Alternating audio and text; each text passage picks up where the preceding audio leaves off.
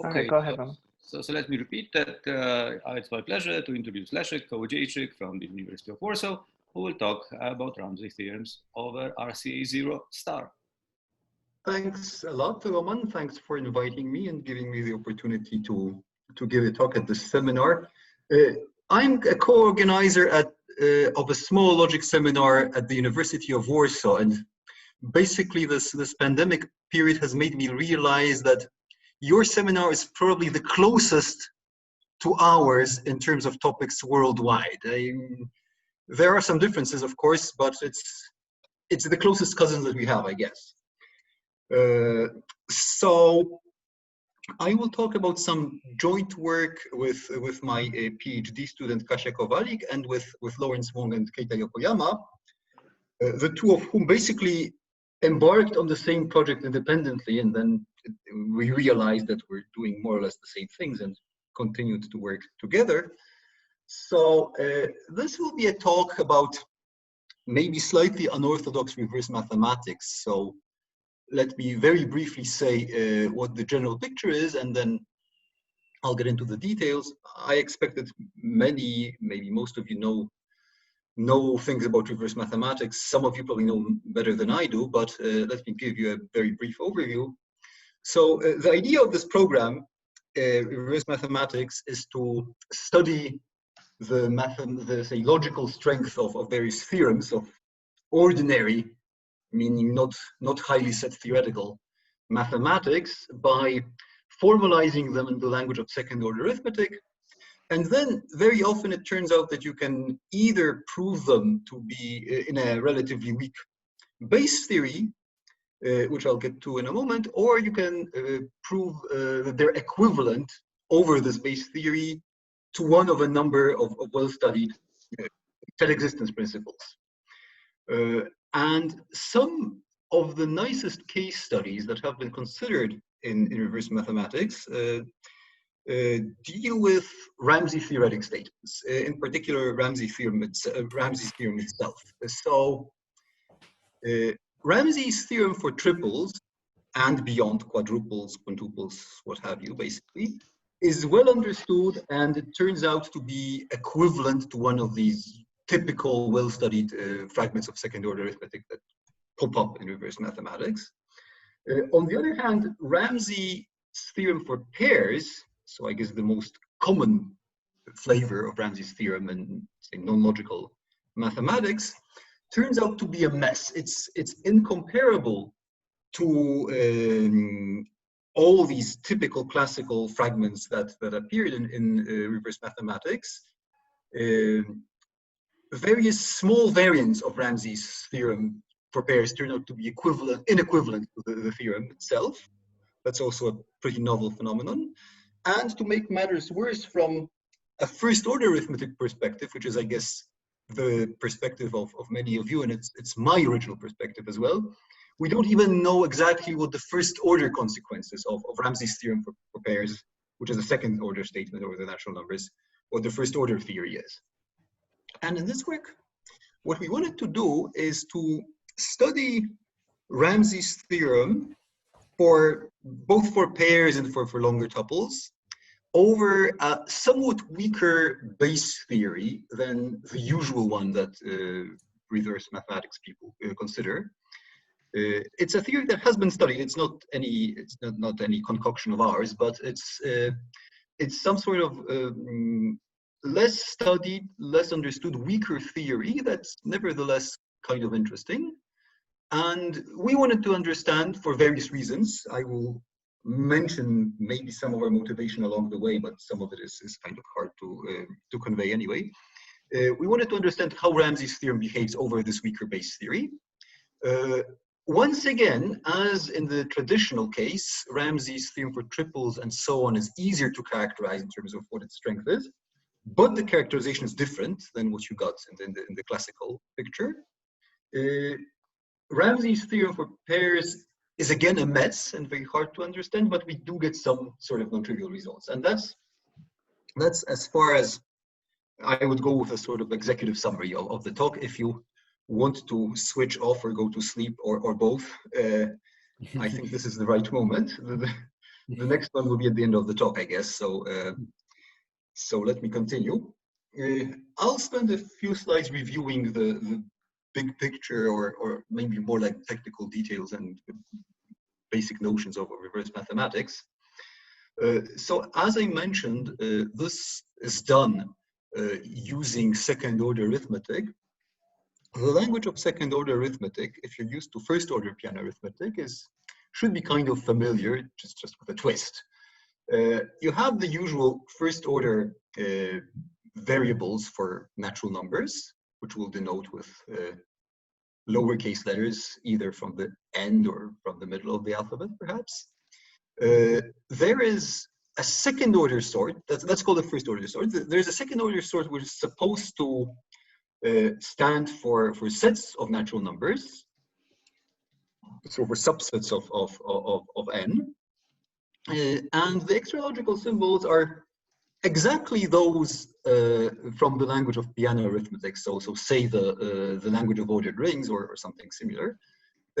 And they're all only on the first order sort. And then you have this epsilon or membership symbol, which takes a first order argument and a second order argument and basically means that a natural number is in a set.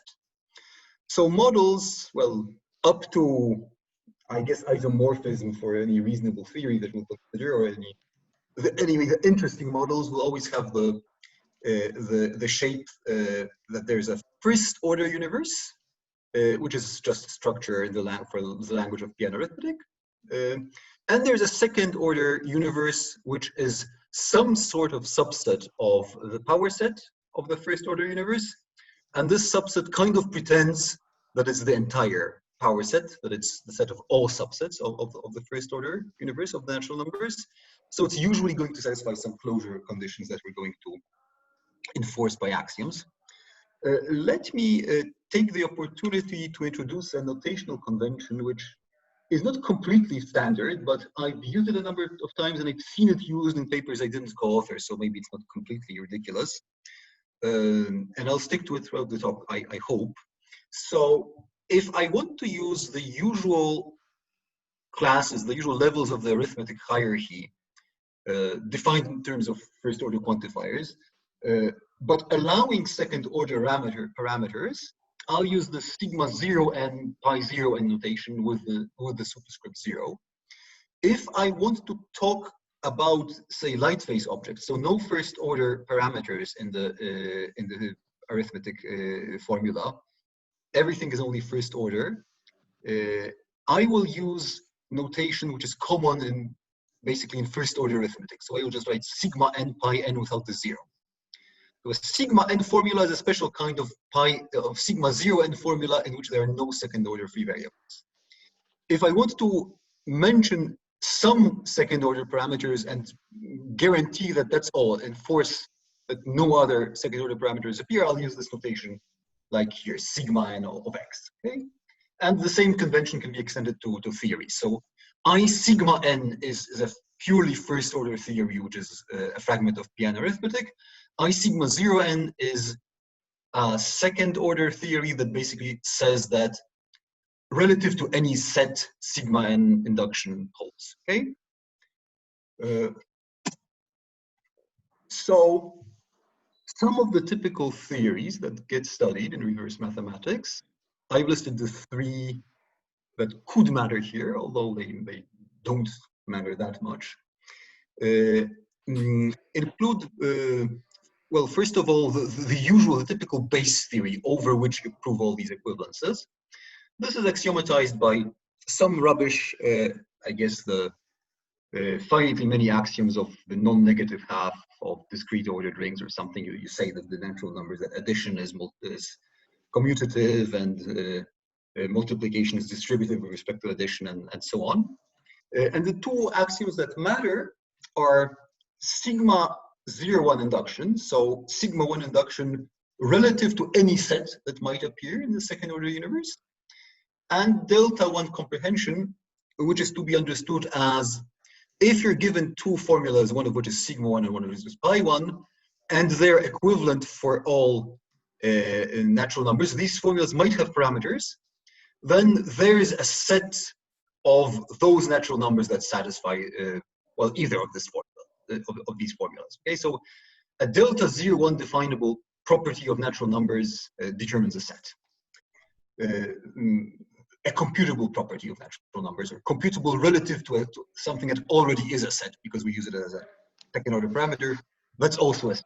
Okay, so this is the base theory that people normally use.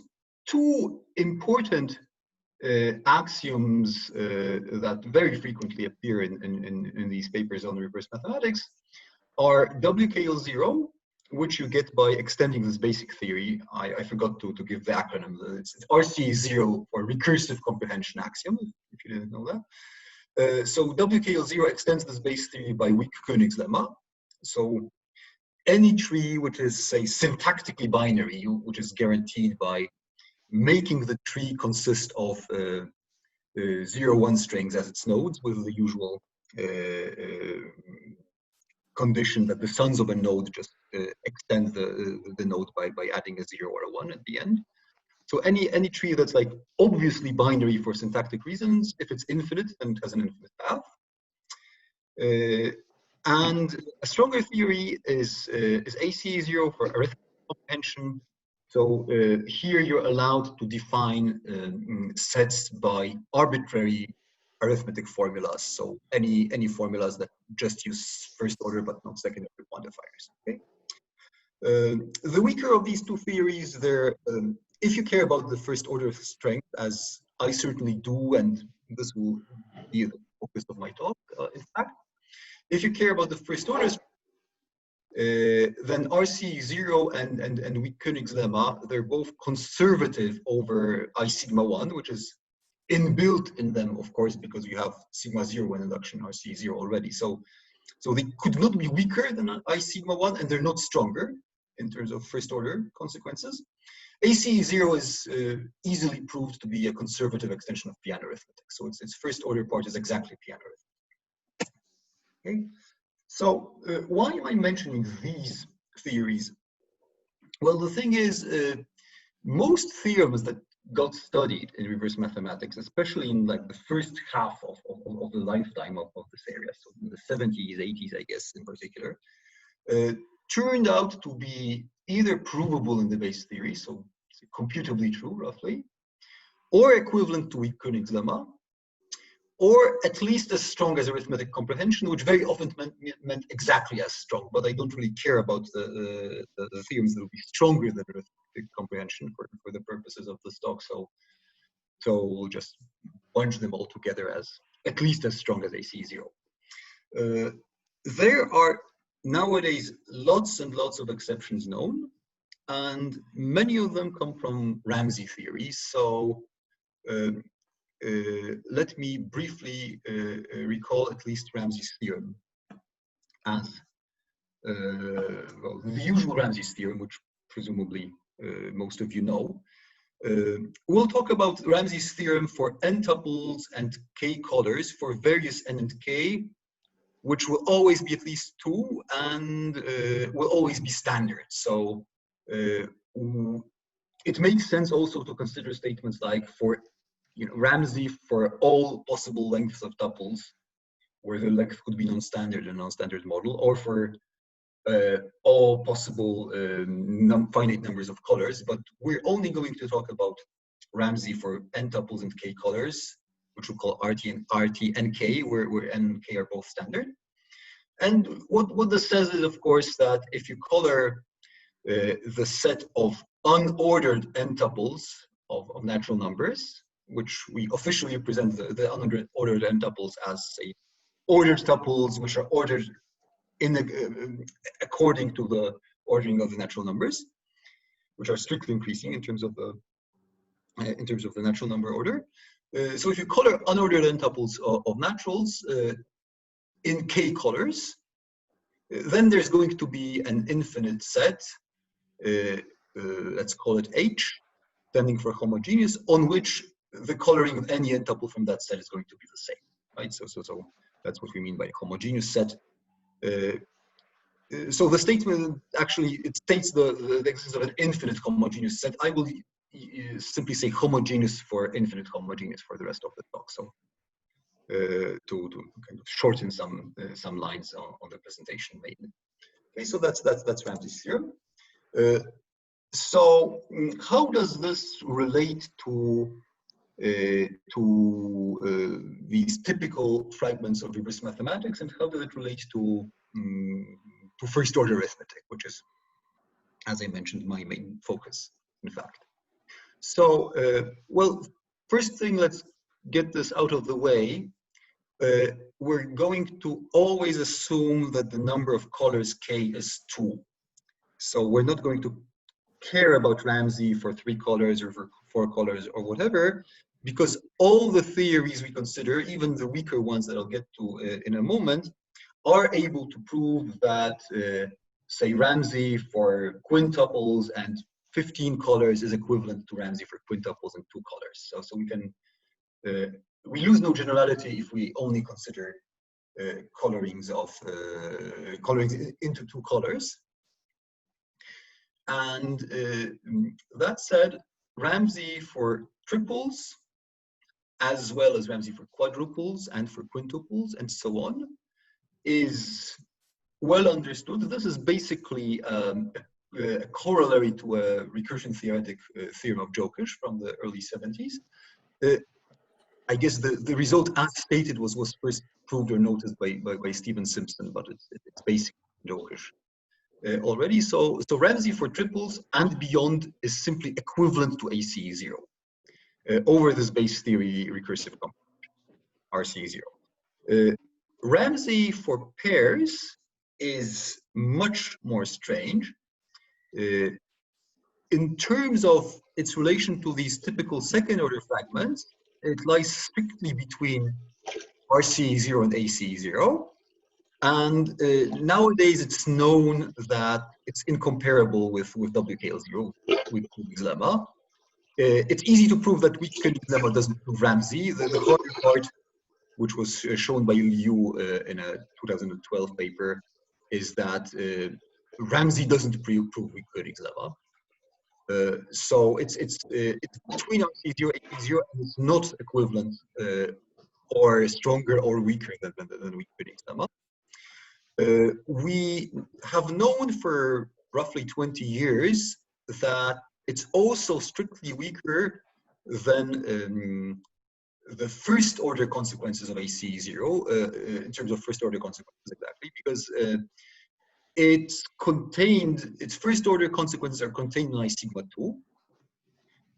On the other hand, it's stronger in terms of first order consequences than RCA0 itself, because it proves sigma 0 2 collection. So in particular, it proves light phase sigma 2 collection, which is of course unprovable in I sigma 1. And a more recent development was that Ramsey for pairs does not prove I sigma 2. And now it's even known, thanks to a result of Ludovic Batey and one of my co-authors on this work, Keita Yokoyama, that that Ramsey's theorem for pairs is actually pi3 conservative over I sigma 1. So its pi3 consequences coincide with what I sigma 1. So it has the same pi3 consequences as sigma 2 and so on. But the general question, what exactly are the first order consequences of Ramsey for pairs over this base theory RCA0, is not well understood. So let me now move on to this weaker theory, which will actually be the base theory we care about. And this theory is called RCA0 star. It was, I think, first defined and almost certainly first studied in a serious way in a paper of Simpson and Smith from the mid-80s. And you get it from RCA0 by taking away sigma 1 induction and allowing only bounded induction. And you want to have the exponential function as a total function, so you simply add it as an axiom or even add it to the language as a term and specify what this term does by appropriate axioms. So we do have the exponential function as a total thing. We still keep delta 1 comprehension, so bounded induction, where you're allowed to use set parameters, and delta 1 comprehension means you actually get delta 1 induction, and therefore you have sigma 1 collection in this theory. In fact, its first order consequences are exactly b sigma 1 plus x, so exactly sigma 1 collection plus the totality of the exponential function. And well, this theory is certainly much less studied, but it has been studied in a number of papers as a base theory for reverse mathematics for a number of reasons. It is a reasonable base theory if you want to study the strength of statements which are simply provable within sigma 1 induction, because some of them turn out to require sigma 1 induction, and to prove that they require the sigma 1 induction, you need a weaker base theory than that. It has a number of interesting model theoretic properties. Maybe I would say it's somehow, one could argue that it's maybe somehow philosophically more natural or more reasonable, because it's always at least surprised me at first that you only have delta 1 comprehension, but you're allowing sigma 1 induction, which seems kind of arbitrary. There are good technical reasons for allowing sigma 1 induction, but at first glance it maybe seems strange. Finally, there have been papers, I'm aware of at least one, and I guess this would be at least the second one, where understanding some stuff in classical reverse mathematics is improved if you go down to weaker base theory and see what happens there. So what we wanted to know basically is what's the strength of Ramsey's theorem, both for pairs and for longer tuples over this weaker base theory. It was known, the pi3 fragment was actually known. So Ramsey's theorem, be it for pairs or for triples or for longer tuples, in terms of pi3 consequences, if you add Ramsey's theorem to RCA0 star, you don't get anything new. You stay at the level of b sigma 1 plus x. So the pi3 consequences have been understood. This was due to a paper of Keita's in which he talks about pi2 consequences, but his technique can be used with some more care, and then you get a pi3 conservativity result, in fact. So the pi3 consequences were understood, but beyond that, it was completely unclear. And once we got into studying this, it turned out to lead to a number of, I would say, pretty interesting specific questions that, unlike typical reverse mathematics, had this very strong reverse models of arithmetic flavor. So reverse of mathematics, as many of you will probably know, is very strongly connected to the computability theory or recursion theory, if you prefer. And many reverse mathematics results are essentially proved as lower bounds or upper bounds in recursion theoretic terms. These results about Ramsey's theorem that I mentioned in the previous slide, they gradually involved more and more refined properties of non-standard models of arithmetic. But here, I would say, once you go down to RCA0 star, it turns out that I would say that most of the work that is to be done has a models of arithmetic character. So models of arithmetic start to dominate over recursion theory, which is kind of different from the usual picture, and to me, it's something to be appreciated. Okay, so I've gotten through 1/3 of the slides. How am I doing with time? Yeah, I'm kind of behind schedule, as you can see, Roman. Okay, so let me start. You're doing fine. If you go over time, no one will complain.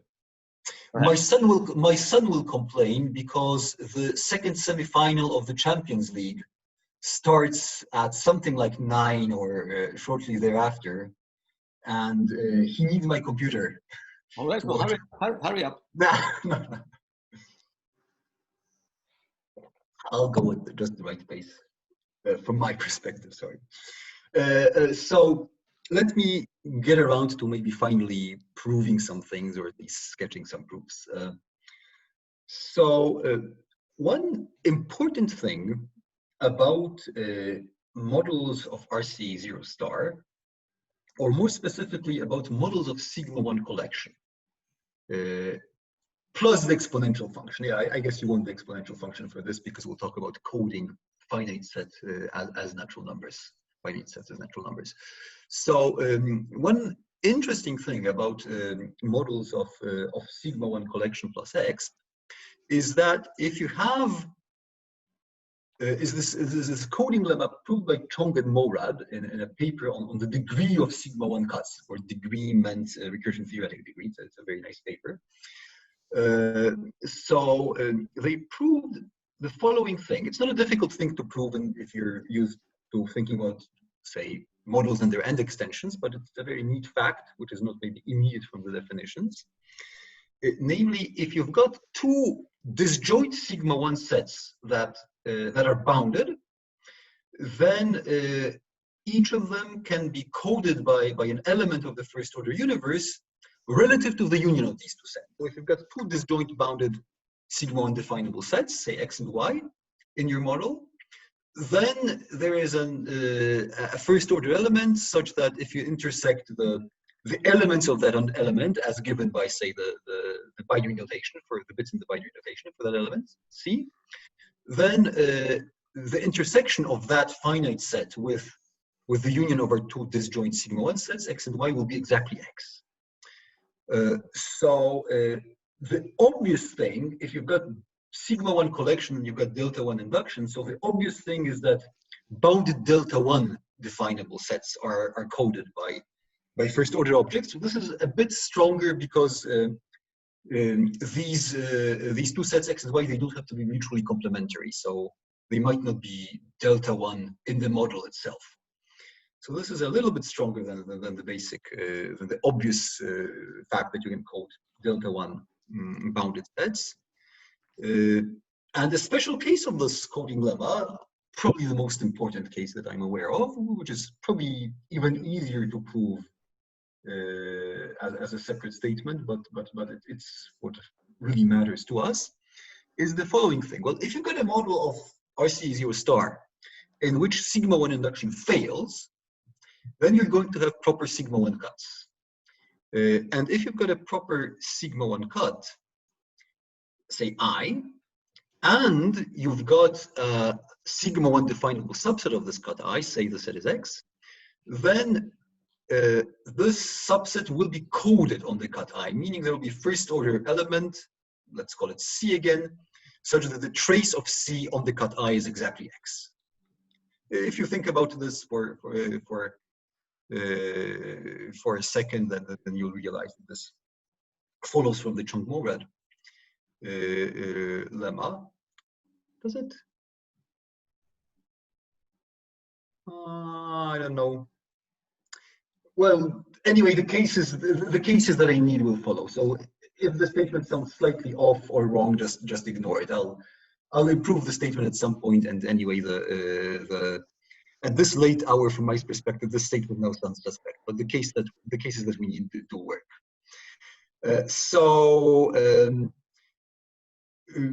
Just as a kind of notational reminder or terminological reminder, if you've got a cut in a model, say I in a model M, that the traces of finite sets on that cut, of M finite sets on that cut are called coded in the model on the cut, and will write cod of M over I as for the collection of all such coded sets.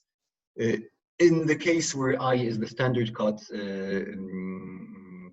we call this collection of coded sets the standard system. So here's a theorem that's not very hard to prove, but I don't think certainly wasn't immediately obvious to me at first. And it's at the very core of what you have to do if you want to understand the strength of Ramsey's theorem over this weaker base theory over RCA0 star. Namely, take a model of RCA0 star that is not a model of RCA0, meaning sigma 0,1 induction fails. So there is going to be a sigma 1 definable proper cut. Let's call the cut I. The model is M, the second order universe is X. Okay? And fix the length of tuples. So we're considering Ramsey for n tuples, say. Then Ramsey for n tuples is true in this large model M with second order universe X, if and only if, and this is an equivalence, if it's true in the cut I as first order universe with the coded sets, with the M-coded sets on I as second order universe. And I emphasize that this is an equivalence. No matter what the properties of I are, whether it's closed under X or not, whether it's a semi-regular cut or whatever you want. So this is a pretty, to me, surprising thing, or at least was surprising at first, because if you look at the statement, then the left-hand side does not depend on the choice of the cut I, as long as it's a proper sigma 1 cut. So the truth of value of Ramsey's theorem will be the same in all sigma 1 cuts, whereas the right-hand side does not depend on the second order universe, as long as it's a universe satisfying RCA0 star and not satisfying sigma 1 induction. Okay, so in some sense, Ramsey's theorem over RCA0 star is a first order thing. It doesn't depend on the second order universe in a major way.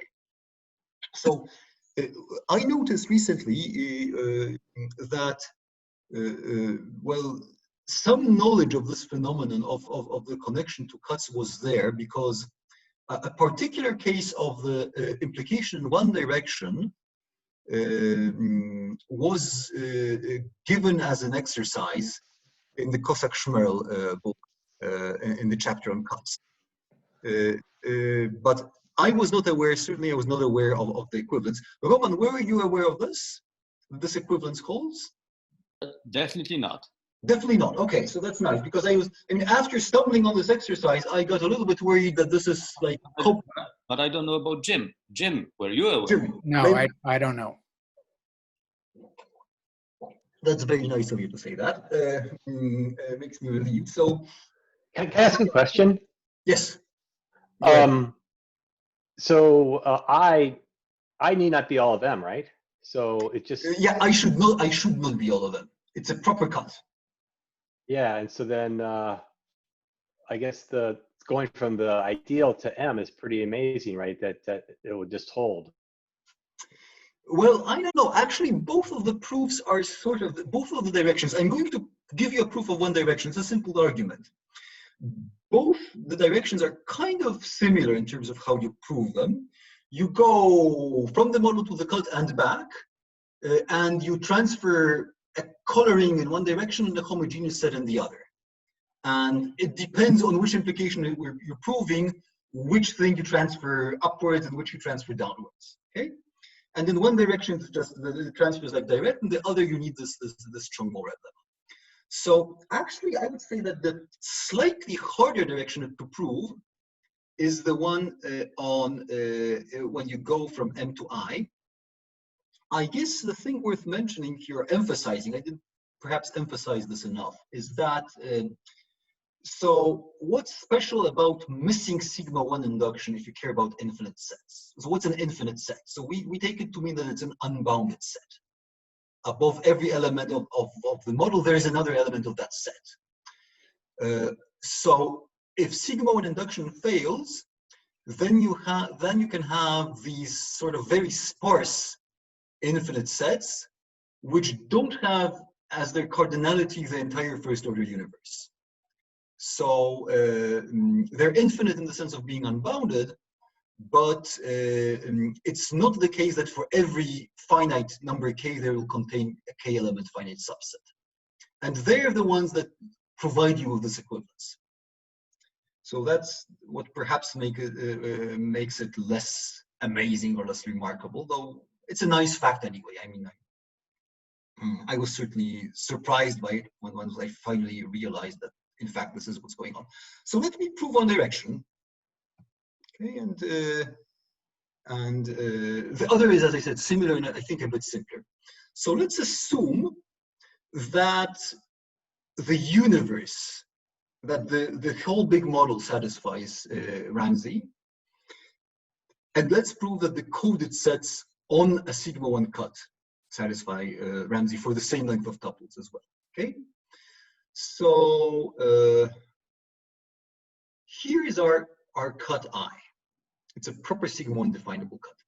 whenever you have a sigma 1 definable cut, which is a proper cut, then there's going to be an infinite set.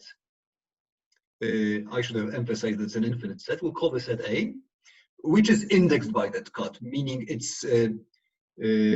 can be indexed by elements of that cut if you enumerate it in increasing order. So if we've got a cut I, then we also have an infinite set, call it A. That can be written as A0, A1, A2, and so on. The indices are exactly elements of the cut. Okay. We're supposed to prove that the cut satisfies Ramsey's theorem. So let's take a coloring of n tuples from the cut, call it F, and now we'll transfer it to a coloring of the entire first order universe. I inadvertently switched from n to 2 in the proof. So the proof is for n tuples for an arbitrary n, and all these 2's in the superscript should be n's. The picture is for pairs because that's how you can make the picture manageable, but the proof should always be for n tuples. So define a coloring of n tuples just from that infinite set A for the time being, by looking at their indices. So if you've got, say, you want to know the color according to this coloring you're defining, I'll call it check F, what the check color of the pair A0, A1 is, you look at the color that your original coloring F gave to 0 and 1. And so on. So it's an obvious thing. And now you extend this coloring to all n tuples from the entire first order universe simply by moving them to the next element of the sparse set. So if you want to know what the color is between one element that's between A0 and A1 and another that's between A2 and A3, you look at the color between A1 and A3, which is the original color between 1 and 3. Okay. You might ask what to do with tuples that aren't neatly.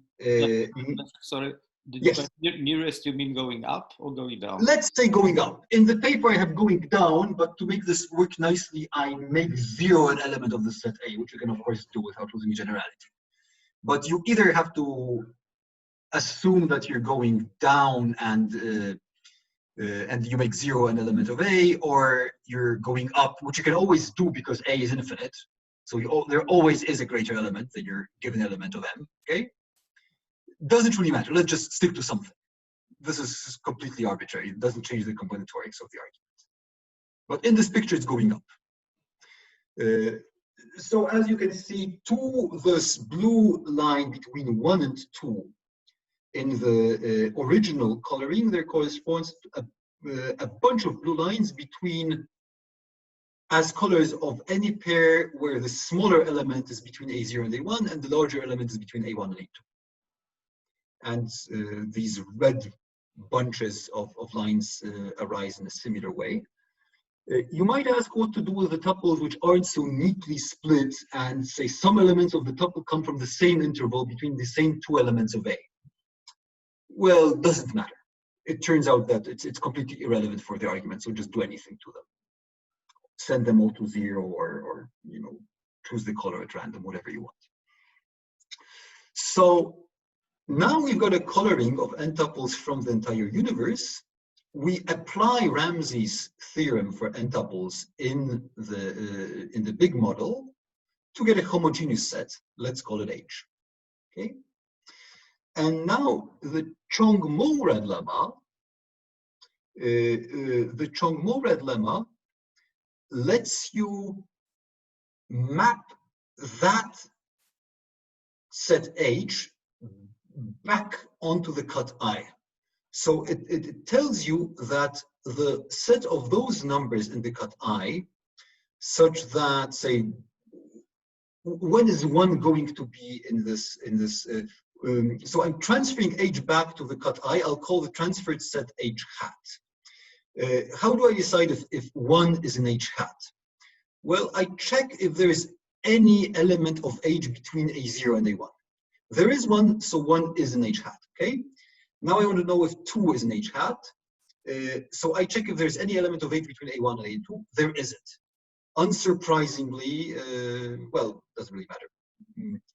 But I certainly couldn't put 1, 2, and 3 into the set because it wouldn't be homogeneous then. Okay, so I sort of map the set H or pull it back to the cut, and by the Chong-Morad lemma, this is a coded set. It's coded on the cut I. Okay, so there's an element such that its trace on I is exactly H hat, and this H hat, it's easily checked, is homogeneous. It's cofinal in I, so it's an infinite set from the perspective of I, and it's homogeneous for the original coloring F. So that's how you prove this theorem, and the other directions is very, very similar. You start with a coloring of the entire universe, or n-tuples from the entire universe. You restrict it to n-tuples coming from the set A, take it down to the cut I, find a coded homogeneous set there, and transfer it back onto A. Yeah, so that's the heart of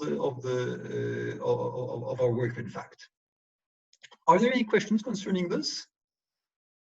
Because all the rest will be observations. Well, maybe not all the rest, but all the rest that I'll get to talk about in some reasonable detail will be observations based on that.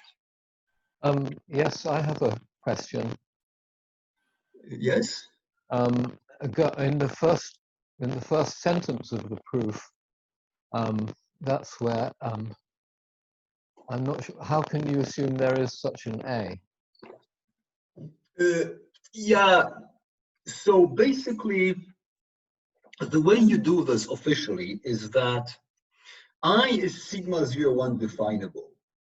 So what you actually do is you take the set of pairs,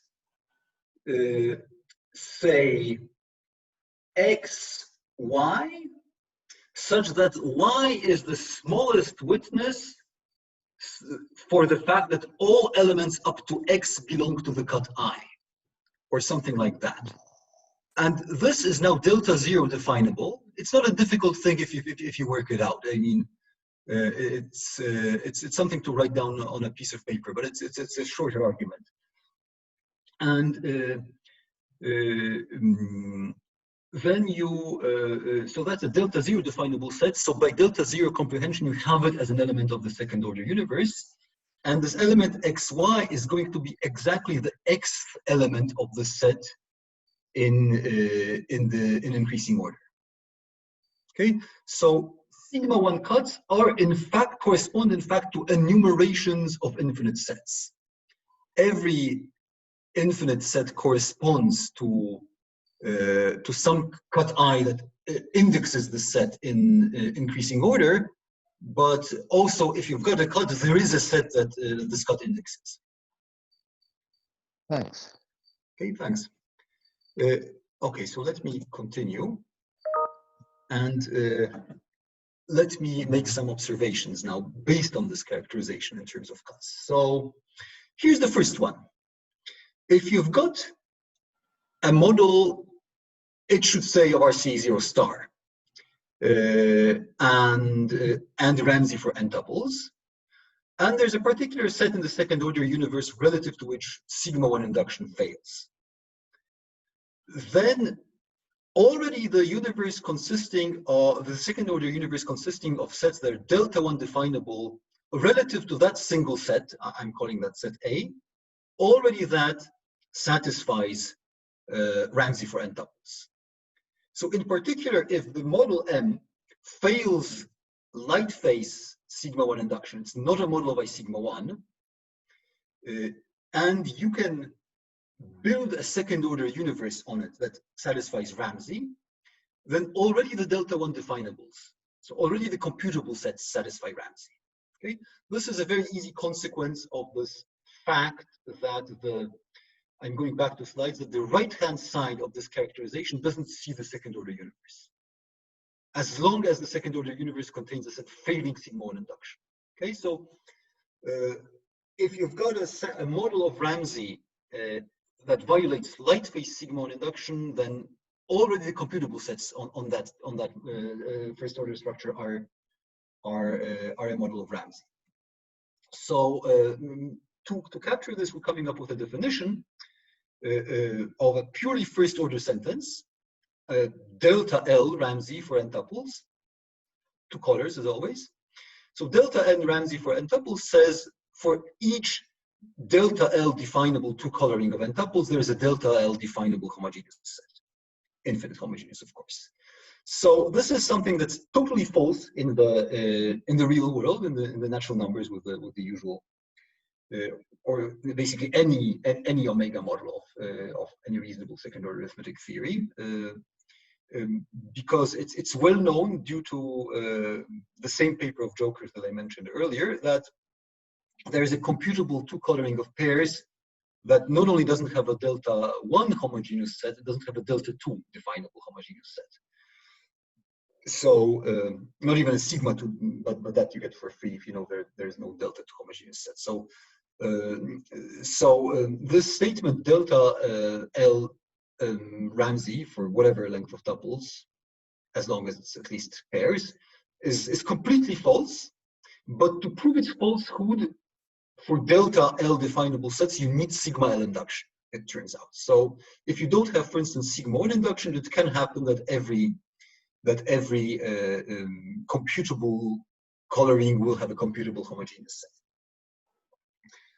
set. So that's the first observation. Here's the second one. This is something that you could already get out of Keita's old paper on Ramsey over RCA0 star. You don't really need this characterization in terms of cuts for it, but I think this argument is nicer. So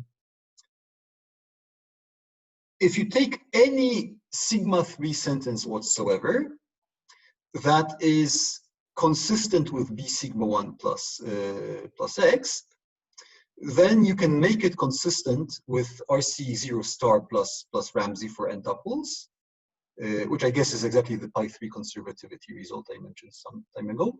And you can also make it consistent with RCA0 star plus negation of Ramsey. So anything that's sigma 3 and is consistent with sigma 1 collection plus X can be made consistent with both Ramsey and negated Ramsey. And here's a simple proof of this. Take your sigma 3 sentence that's consistent with collection plus X. Let's say exists X for all Y exists Z. Take a model that satisfies this sentence, where, say, the element A witnesses the initial existential quantifier. So A witnesses that for all Y's there is a Z. And by collection, if for all Y's there is a Z, then for all Y's below a certain bound, there is a Z below another bound. That's exactly what sigma 1 collection is. So we define an omega sequence of elements of this model as follows. We start at this number A, the witness to the initial existential quantifier, as A0. And then we take A1 to be the smallest element such that for all Y's below A0, there is a Z below this element.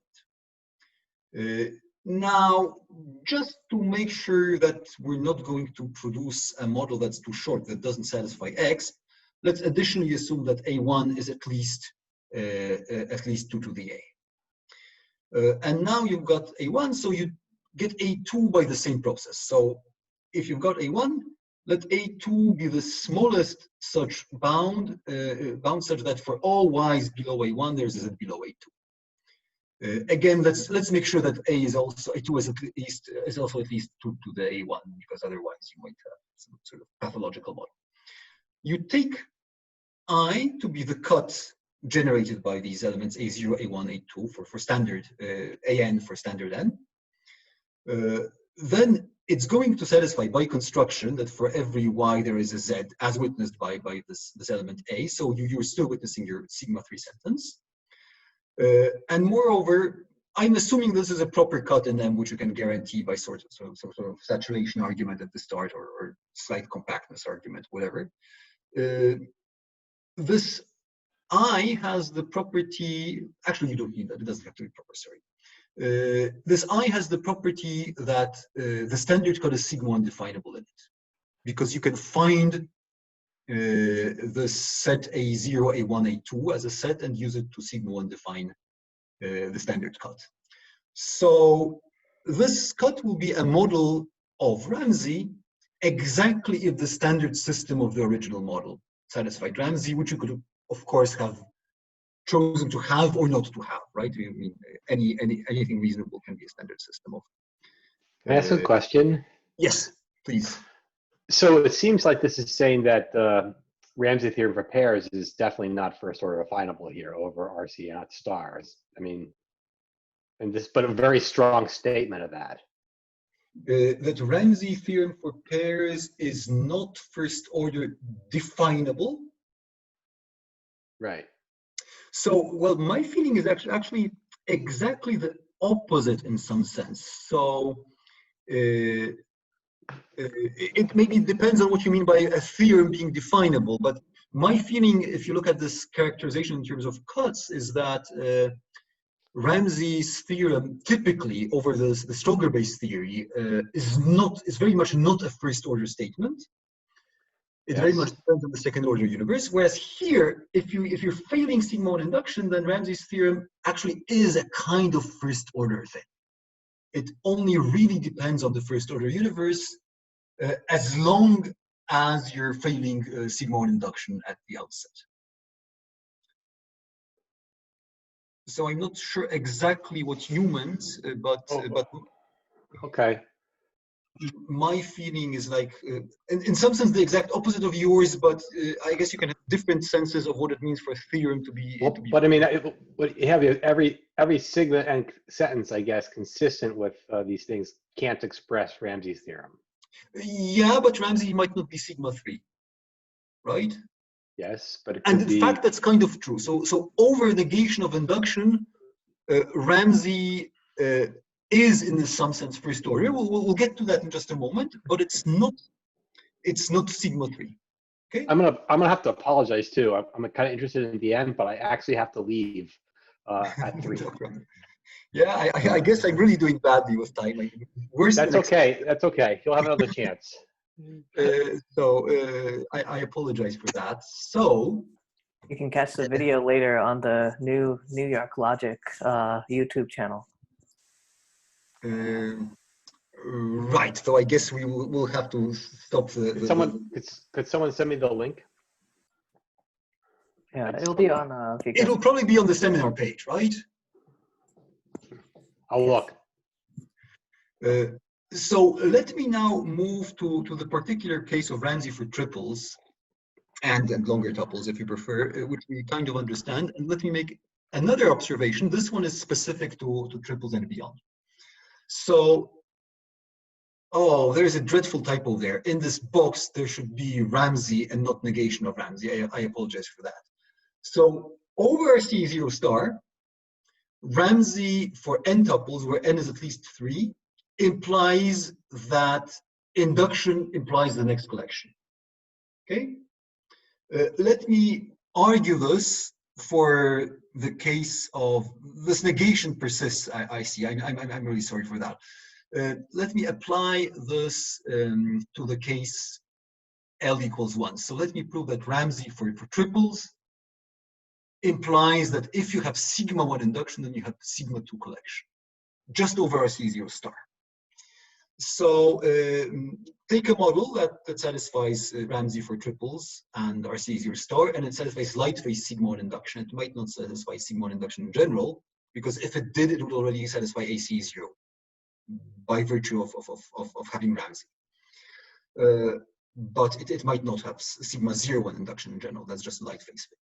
So take this computable coloring of triples that says if you're given x, y, and z ordered exactly in that way, so x is the smallest, then we're going to color it 1 if there is some Turing machine with code at most x, which stops, meaning the code for its computation is smaller than z, the highest element of the triple, but not smaller than y, the middle element. So f of x, y, z is 1 if there is a Turing machine that distinguishes y from z, so to speak. There is a Turing machine that doesn't stop until y, but stops until z. Color it 0 otherwise. By Ramsey. Leszek, can I quickly ask something? Yes. Isn't there always a Turing machine that does it? For given x, y, and z? Right. No, because there are only x Turing machines, right? And there are infinitely many possible choices of y and z. Sorry, I missed that they are small. Okay. Yeah, the Turing machines are small. So this is a perfectly standard argument, actually. This is the argument used to show, in fact, that Ramsey for triples implies AC0 over RCA0. But we apply it in a different context, and we notice that it still works, but it proves something weaker. So take a homogeneous set for this coloring of triples. F. Let's call the homogeneous set H. So now, if you think about what sigma 1 induction means, sigma 1 induction is also known as strong sigma 1 collection, then that means that if you look at all machines with codes at most x, then there's actually a certain bound such that each of those machines either stops before that bound or never stops. Okay?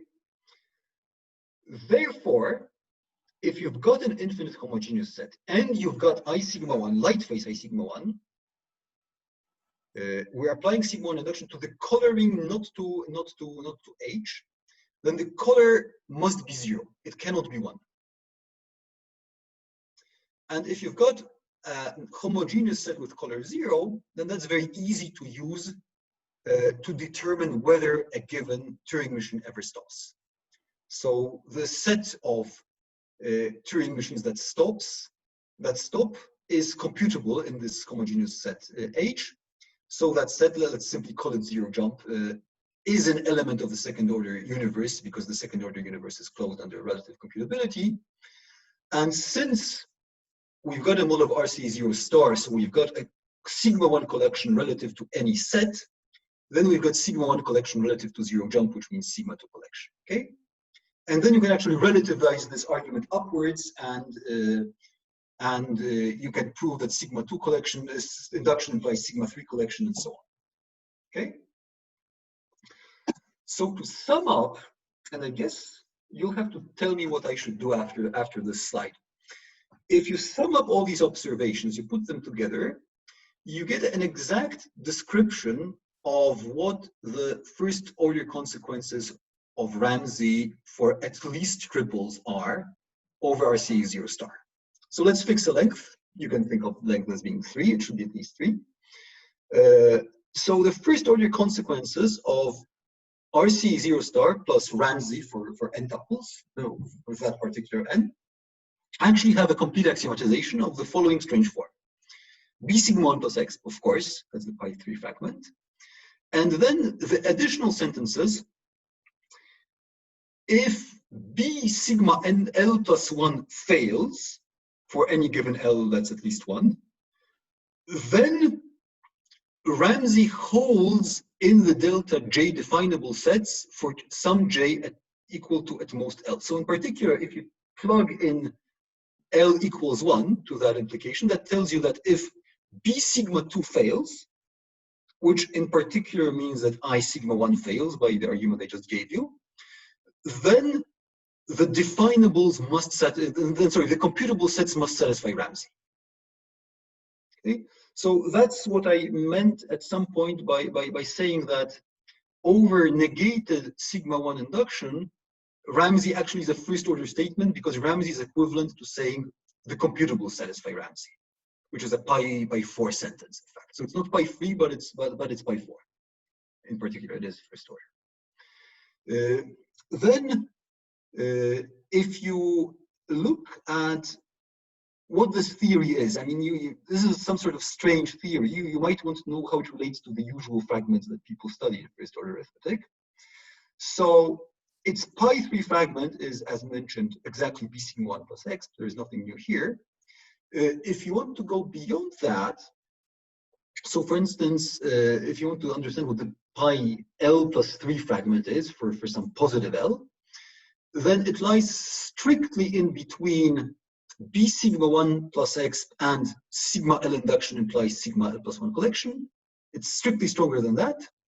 And it's strictly weaker than simply L plus 1 collection, because it has all these pathological models that satisfy very little induction and therefore very little collection as well. So you basically get 1 and 2 by pondering on these observations that I mentioned previously. If you take the union of this part 2 over all L's, what you get is that this theory, this first order consequences of Ramsey for triples over RCA0 star, is somewhere, it's strictly weaker than PA. It's contained in PA, but strictly weaker, clearly. And strictly stronger than this theory IB plus X, where IB is sigma 1 collection, and beyond that, sigma 1 induction implies sigma 2 collection, sigma 2 induction implies sigma 3 collection, and so on. This is the strange theory. It appeared in a paper of Kay's about the theory of kappa-like models of arithmetic, where kappa might be a singular cardinal. It's known to imply that theory. Nowadays, it's known to be strictly stronger than that theory. There was an unpublished argument of Slayman showing that, and now there's a more recent public version on arXiv in a paper of Belanger, Chong, Lawrence Wong, Wei Wang, I believe, and Yang Yue, I think. Those are the co-authors. So these are the first order consequences of Ramsey for triples. This very strange theory, never studied before, I guess. And Roman, what should I do now? I've covered the case of triples. What would you like to do? Well, what would you like me to do? I can go on about pairs, but it'll take, I would say, about a quarter of an hour to make any sense of it. I can just, run through the remaining 7 slides, it is, I believe. Oh, there is an open problem. Let me mention an open problem then, about triples still. So what we don't know about these Ramsey for triples, quadruples, and so on, is whether, for instance, Ramsey for triples implies Ramsey for quadruples, which it does over RCA0 because that's simply AC0. We don't know what happens over RCA0 star, and it kind of looks difficult. We really don't know how to attack this. So this looks like a nice open problem to study. Right, Leszek, so Yes. I can tell you what I would like, and this seems to be a tradition. It seems to be a tradition with all the talks we had from Warsaw so far, that no one ever finishes on time. But okay, so you're basically telling us that we're long-winded. However, there is still, we have other seminars. So if you would like to, you have still 7 slides to go, but I'm sure you can fill in with some more proofs, perhaps. Maybe you can continue in a few weeks. I think that's actually, if that's fine with you, then that's certainly fine with me. So this talk was about Ramsey for triples over RCA0 star. And then I could talk about Ramsey for pairs, I guess. And there's actually a lot of side material, which probably will not end up in this particular paper, but it's somewhat related or somewhat relevant. So there is definitely stuff. No, this is fantastic, and I think this is particularly good for this audience.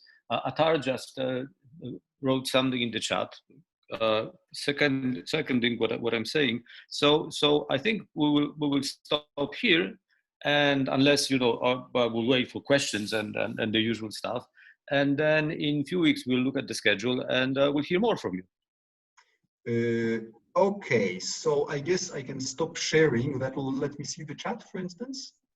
Let me try that. Okay, so if you're happy with that, I will be glad to talk about this stuff for pairs in a while. That will allow me to mention some of the original motivation we had for studying this. The motivation so far hasn't worked out. So, but I think it leads to interesting problems that we were not aware of earlier on. So I'll be happy to talk about that in a while. And what? Yeah, and that will be it for today. Thanks for having me. Sorry for being so long-winded, turns out. Okay, so it's time for reaction. So now we clap, whatever ways one. Yeah, Thank you very I much, know the Leszek. Zoom way of clapping. Yes, I've been in the audience in Zoom quite often. There's this awkward clapping that we do now. But are there any questions?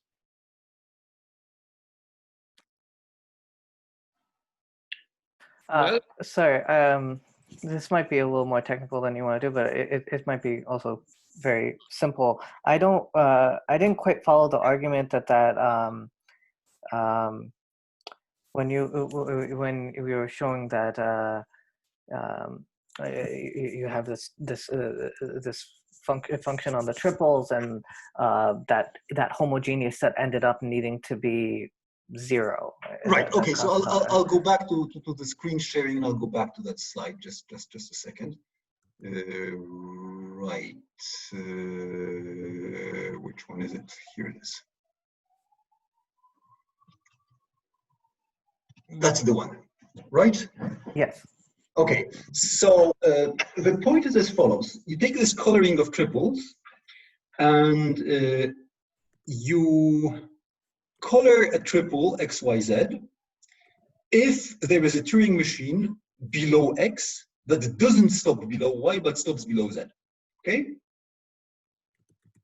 That's the coloring. And now assume you've got a homogeneous set for this coloring, and assume you've got sigma 1 induction. Okay? So what does sigma 1 induction tell you? It tells you that for a number X, there is going to be a bound W such that all machines below X either stop below W or never stop at all. That's exactly what sigma 1 induction says, in the form probably best known as strong sigma 1 collection.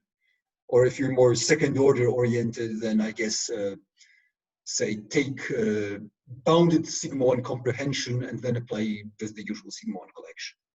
But that's what induction tells you, that there is an absolute bound W such that all machines below X either stop below W or never stop at all.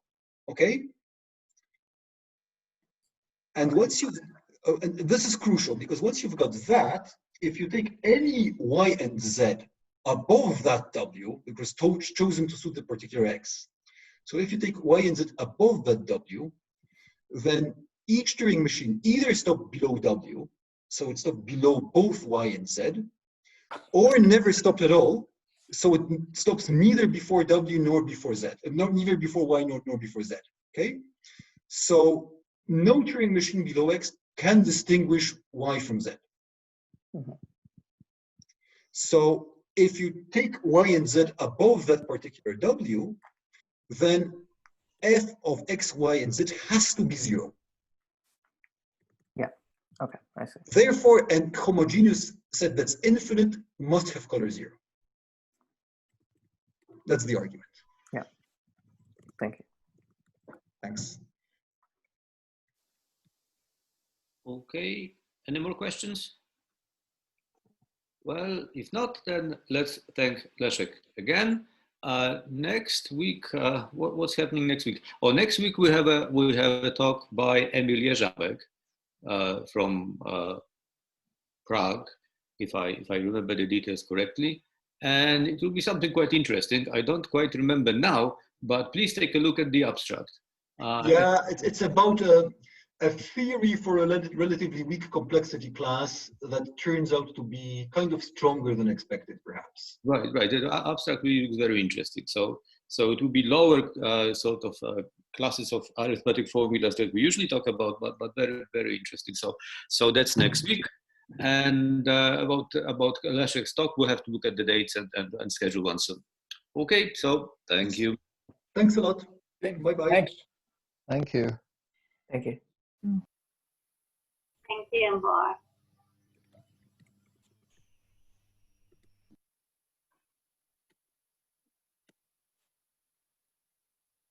Okay.